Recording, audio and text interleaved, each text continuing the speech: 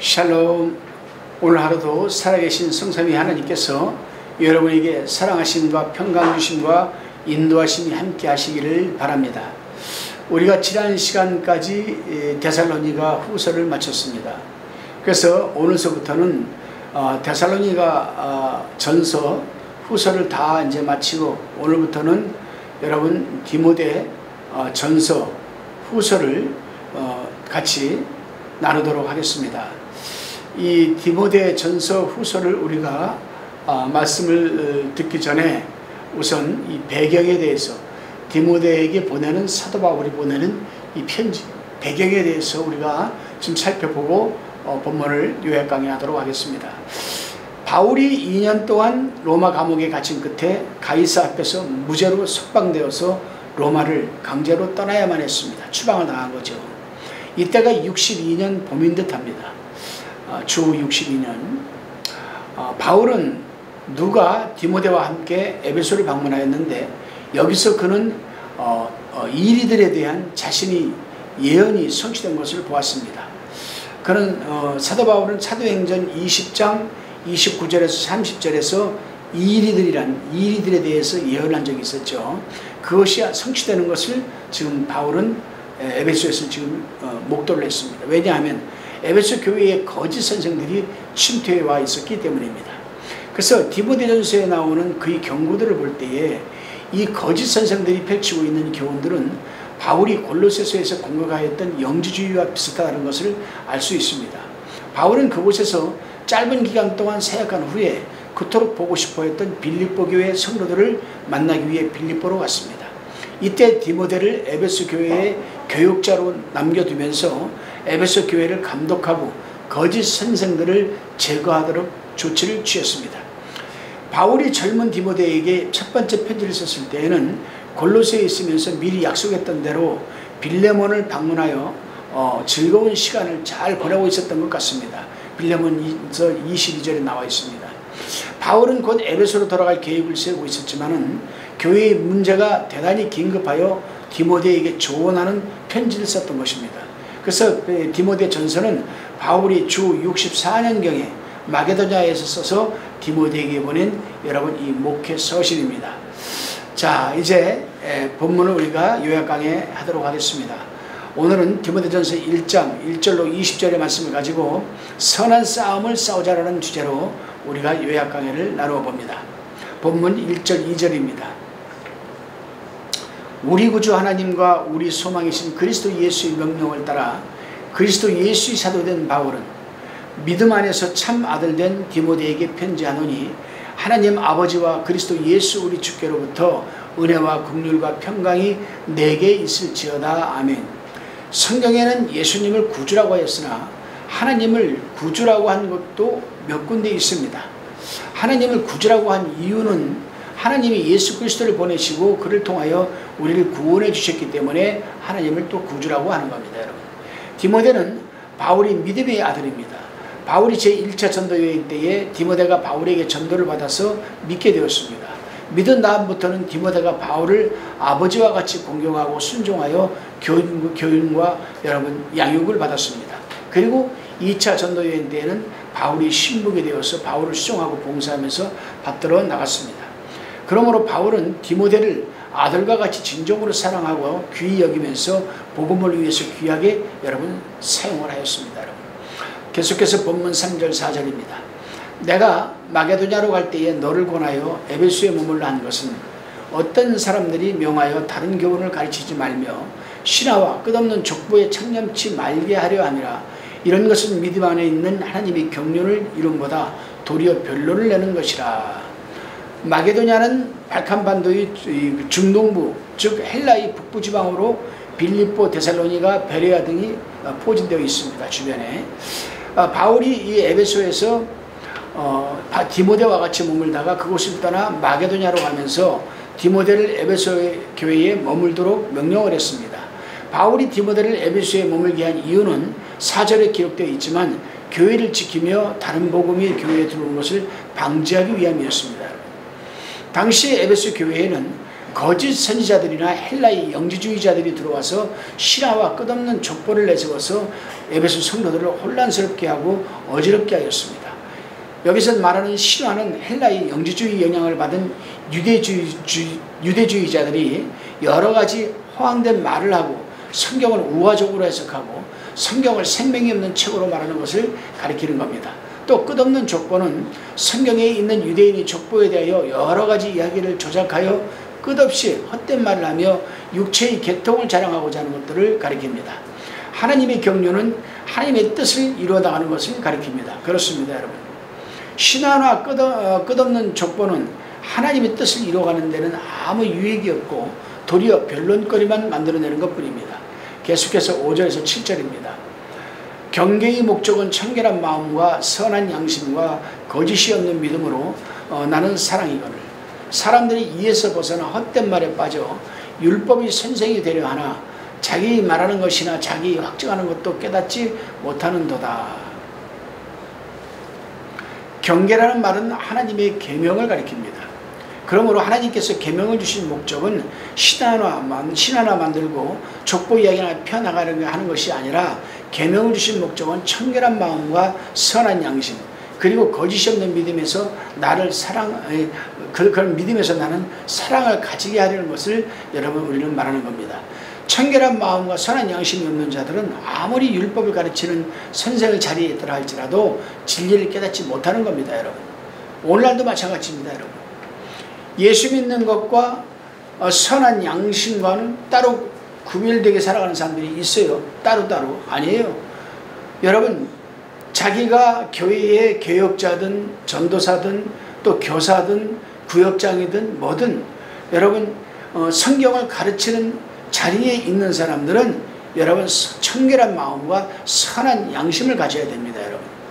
이것이 없이 그냥 가르치는 위치에만 있다는 건 진리를 깨닫지 못하는 것이죠, 여러분. 본문 8절로 11절 말씀입니다. 그러나 사람이 율법을 법 있게 쓰면 율법은 선한 것인 줄 우리가 아노라. 알 것은 이것이니 법은 옳은 사람을 위해 세운 것이 아니요 오직 불법한 자와 복종치 아니하는 자며 경건치 아니하는 자와 죄인이며 거룩하지 아니한 자와 망령된 자며 아비를 치는 자와 어미를 치는 자며 살인하는 자며 음행하는 자며 남색하는 자며 사람을 탈취하는 자며 거짓말하는 자며 거짓 맹세하는 자와 기타 바른 교훈을 거스리는 자를 위함이니 이 교훈은 내게 맡기신 바 복되신 하나님의 영광의 복음을 쫓음이니라. 아멘. 하나님께서 율법을 주신 것은 분명한 용도와 목적이 있습니다. 율법주의자들은 그 용도와 목적을 모르고 율법을 오용하고 남용하여서 자기의 의를 세우려고 하는 겁니다, 여러분. 그렇습니다.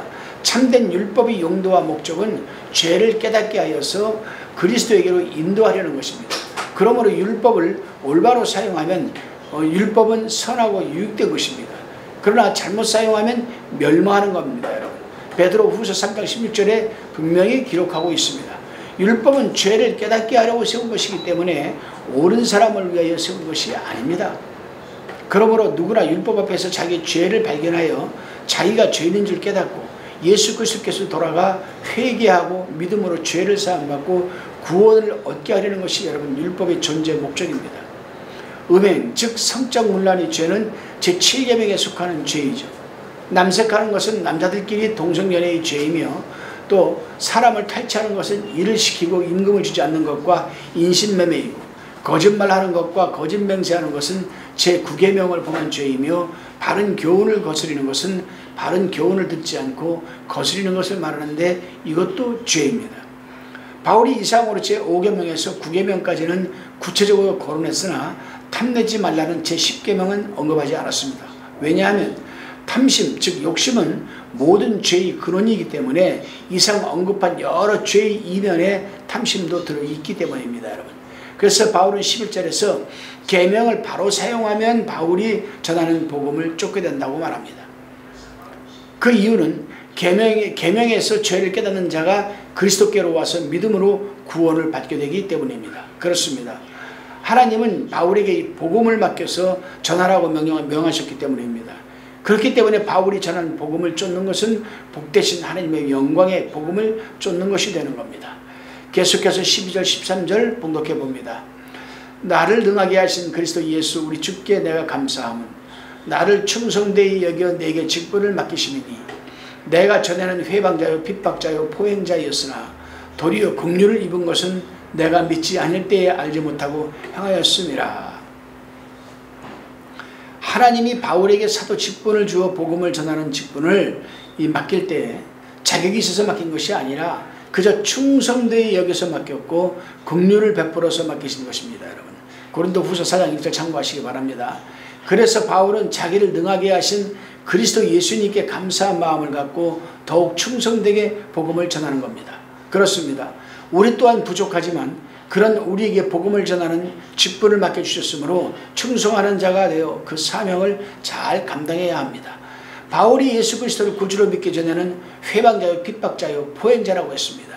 바울이 이 말을 하는 것은 자신이 믿기 전에 지은 죄악들을 다시금 기억하고 자기가 큰 죄인인 것을 하나님 앞에 늘 회개하는 겁니다. 물론 자기가 그런 죄악들을 지은 것은 믿지 않을 때에 모르고 지은 죄들이지만 철저히 회개하는 겁니다. 본문 14절로 17절 말씀입니다. 우리 주의 은혜가 그리스도 예수 안에 있는 믿음과 사랑과 함께 넘치도록 풍성하였도다. 믿보다 모든 사람이 받을 만한 이 말이요 그리스도 예수께서 죄인을 구원하시려고 세상에 임하셨다 하였도다. 죄인 중에 내가 괴순이라.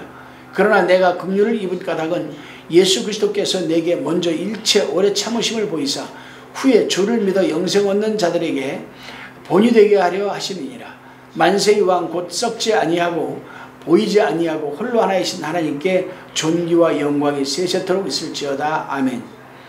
바울이 하나님 앞에 엄청난 죄인이었던 것을 깨닫고 회개하고 또 보니까 예수 그리스도의 사랑하심과 은혜가 더욱 넘치도록 풍성하게 깨달아졌던 겁니다. 여러분, 바울은 자신이 죄인 중에 괴순이라고 했습니다. 괴수라는 것은 못된 범법자들이 우두머리라는 뜻인데 여기서 중요한 것은 자신이 죄인 중에 괴수였다고 과거 시제로 말하지 않고 괴순이다라고 현재 시제로 말하고 있다는 점에서 우리는 주목해야 됩니다. 이것은 과거에 죄가 많았던 것을 생각하는 것뿐 아니라 현재에도 죄인 중에 괴수라는 것을 지금 말하고 있는 겁니다. 그렇습니다. 여러분, 아무리 예수 그리스도를 구주로 믿어 죄사함의 은총과 구원을 얻었다 할지라도 우린 여전히 세상에 섞여 살면서 알게 모르게 죄를 짓고 살기 때문에 죄인인 것입니다. 죄인 중에 괴수라는 바울이 하나님의 긍휼하심을 입은 것은 예수 그리스도께서 오래 참아주심을 보이셔서 영생 얻을 후속 또 앞으로 예수 믿을 사람들 그런 영생 얻을 자들에게 본이 되게 하신 거라 이렇게 말하고 있습니다. 하나님은 만왕의 왕이요 홀로 하나이신 하나님은 존귀와 영광을 받으실 분이십니다. 이 세상에 참신이 아닌 우상에 불과한 신이라는 것이 여러분 많습니다. 그러나 그들은 인간의 손으로 만들어진 우상입니다. 그래서 그것들은 다 생명이 없습니다. 그래서 구원하지 못하는 우상에 불과하지만 하나님은 인간의 손으로 만들어진 신이 아니라 영원전부터 스스로 존재하시는 살아계신 참신이기에 존귀와 영광을 받으실 수 있는 분이십니다. 계속해서 본문 18절로 20절입니다. 아들 디모데야, 내가 내게 이 경계로서 명하노니 전에 너를 지도한 예언을 따라 그것으로 선한 싸움을 싸우며 믿음과 착한 양심을 가지라. 어떤 이들이 이 양심을 버렸고 그 믿음에 관하여는 파선하였느니라. 그 가운데 후메네오와 알렉산더가 있으니 내가 사단에게 내어준 것은 저희로 징계를 받아 회방하지 말게 하려 함이니라. 바울은 디모데를 사랑하는 아들같이 여기고 이 경계로서 명하면서 선한 싸움을 싸우라고 했습니다.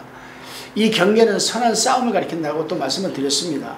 전에 디모데가 바울로부터 성경 말씀, 즉 예언의 말씀을 지도를 받으면서 살았습니다. 바울은 앞으로도 예언의 말씀을 따라 전진하면서 선한 싸움을 잘 싸우라고 명한 것입니다. 그렇습니다, 여러분. 오늘날도 교육자들은 성도들이 선한 싸움을 살아갈 수 있도록 예언의 말씀, 즉 성경 말씀을 올바로 잘 가르쳐야 하고, 성도들은 교회에서 교육자에게 배운 성경 말씀을 따라 살면서 선한 싸움을 살아가야 합니다. 그렇다면 선한 싸움은 무엇을 말하는가? 선한 싸움은 믿음과 착한 양심을 가지고 영적인 싸움을 싸워나가는 것을 가리킵니다. 믿지 않는 사람은 아무리 선한 사람이라도 착한 양심이 없습니다. 왜냐하면 착한 양심은 예수 그리스도를 구주로 믿고 죄사함과 구원을 얻은 중생한 영이 갖고 있는 양심이기 때문입니다. 예를 들어서 착한 양심을 버리고 믿음이 파산된 데 중에 대표적인 인물이 20절에 나오는 후메네오와 알렉산더가 있습니다. 후메네오는 디모데후서 2장 17절에 보면 부활을 부인하는 이단에 넘어갔고, 알렉산더는 디모데후서 4장 14절에 있는 구리장색 같은 사람인 듯합니다. 그가 바울에게 해를 많이 입혔습니다. 바울은 후메네오와 알렉산더를 사단에게 내어줬다고 합니다. 여기서 사단에게 내어줬다는 말은 교회에서 출교시킨 것을 가리킵니다. 그렇습니다, 여러분. 오늘날 성도들은 진리의 말씀에 바로 서서 분별력을 갖고 이단과 사이비 그리고 기독교 유사 행위를 하는 단체를 우리는 경계해야 합니다. 기도하시겠습니다. 주님, 바울에게 긍휼을 베푸사 사도의 직분을 맡기셨으니 저에게도 믿음과 사랑을 더하사 주님의 은혜 안에 거하게 하옵소서. 헛된 교훈과 끝없는 족보의 마음을 빼앗겨 미혹당하지 않게 붙들어 주시옵고, 오직 믿음과 진리의 말씀 안에 거하게 하옵소서. 또한 선한 양심과 거짓없는 믿음으로 주님께서 주신 직분을 감당하며 선한 싸움을 싸워 이기게 하옵소서. 언제나 감사드리옵고 존귀하신 예수님의 이름으로 기도드리옵나이다. 아멘.